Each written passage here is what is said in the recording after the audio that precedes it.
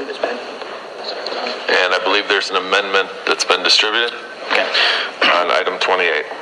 Item 28, file number 19273, a resolution requesting the governor and state legislature include provisions in the 2019 through 2021 biennial state budget, or to introduce a standalone bill permitting full driver's license access to all Wisconsin residents, regardless of immigration status or fines imposed. Amendment 1 pending. All right, Supervisor Ortiz-Velez. Thank you, Mr. Chairman. I do have an amendment, but I wanted to briefly talk about the resolution first, and then I'll present the amendment. Really, this is a resolution about public safety. And I really don't think it's a place for us to have the conversation about how people feel about immigration or not, because it's really the federal government's job to really get their act together on these issues. But it is our job to make sure that our public is safe at the local level. That is our task. And with that being said, I wanted to share some data with my colleagues here today. What does the data say? Well, when California expanded driver's licenses, eligibility issues, the numbers of hit-and-run accidents dropped because undocumented licensed drivers involved in accidents could remain on the scene without fear of deportation. Also, in New Mexico, since 2003, the rate of uninsured vehicles have decreased 24%, and traffic fatalities fell 23%. And in Utah, since 2005, uninsured motorist rates have dropped from 28% to 8%. And there are quite a bit of benefits for our state. One, we could reduce the number of uninsured drivers. We could reduce premiums. Reduce barriers to driver's license will also help if there is an accident. And we have first responders on the scene and healthcare professionals so they can be able to identify the individuals they are assisting. Law enforcement will be able to identify people easier. People will be able to provide law enforcement with the proof of identity acceptable to law enforcement. Currently, undocumented immigrant residents who can't get a driver's license cards are blocked from registering vehicles. That would be a great place for Wisconsin to get revenue so we can improve our roads and other things. And finally, just two more points I want to make is when Wisconsin bans people from obtaining driver's license, it prevents them from completely knowing the knowledge and skills and going through the assessment required for other drivers on the road.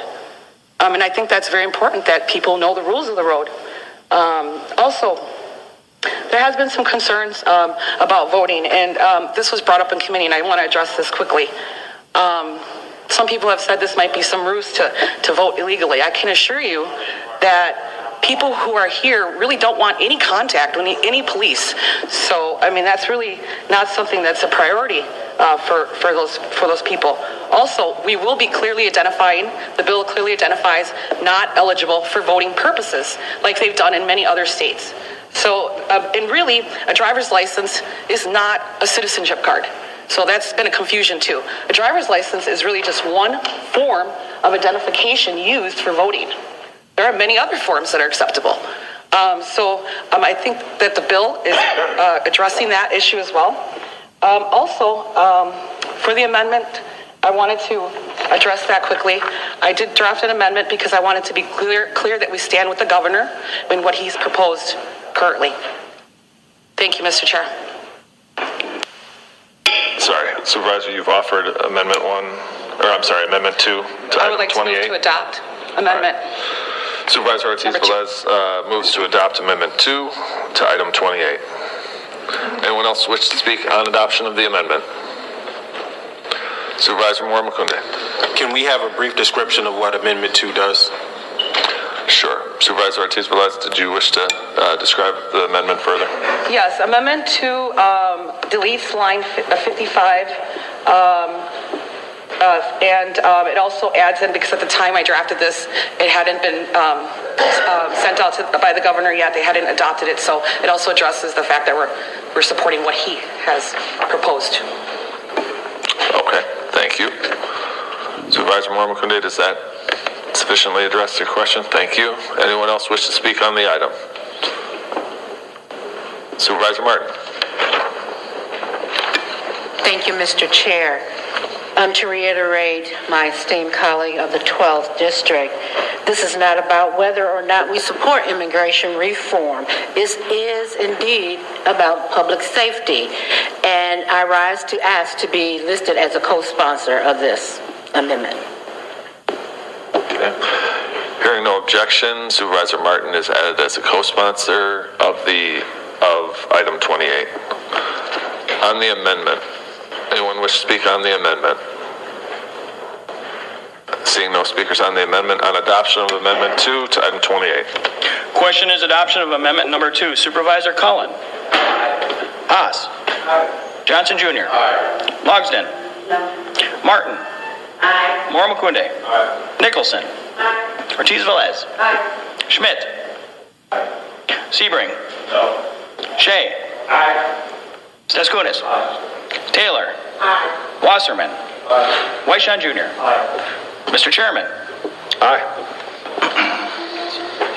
14 ayes, 2 noes. 14 ayes, 2 noes. Amendment 2 to item 28 is adopted. Adoption as amended is before the body. Anyone wish to speak further on adoption as amended? Seeing none, Mr. Clerk, on adoption. On adoption, Supervisor Cullen. Haas. Johnson Jr. Logsdon. Martin. Moore-McQuinde. Nicholson. Ortiz-Velez. Schmidt. Sebring. Shea. Staskunis. Taylor. Wasserman. Weishan Jr. Mr. Chairman. Aye. 14 ayes. 14 ayes, 2 noes. Item is adopted. Congratulations.